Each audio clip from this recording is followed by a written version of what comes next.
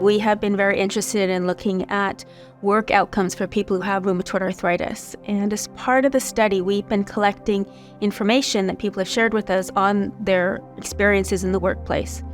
And we capture a couple of things as part of those questions, and they're done on a regular basis so we can follow people over time. One of the ways we've been looking at work is to look at a score that tells us how much work is impaired or how much problems people are having at work.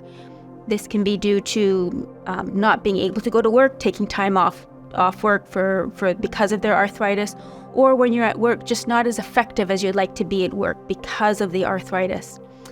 And we found that at the very beginning of the arthritis journey, almost 40%, if not more, people report some degree of troubles with their work and with their leisure activities. And this was mainly because of people having difficulties with being effective at work. Not so much taking time off work, because I think people are very dedicated and try and come to work when they're able to, but when they're there, they're just not as effective at doing what they'd like to do. Over time, that does improve. We then delved into this a little bit more in depth to see what kind of factors seem to be more important for contributing to how people do with work over time. And we did find some subtle differences between men and women. It may be related to other medical factors, other impact of fatigue, mood, anxiety conditions. All those things can be factors in terms of work. Plus, how easy it is to take time off work. You may be less able to take time off work and more requiring to kind of stay in the workforce.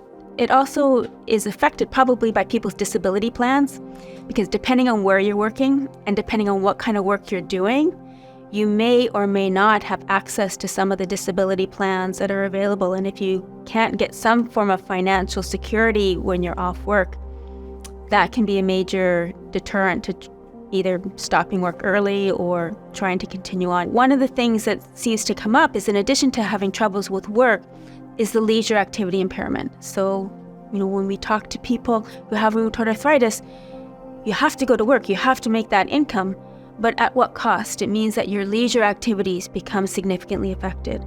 And so that's definitely a very important concern that we really need to do a better job at addressing.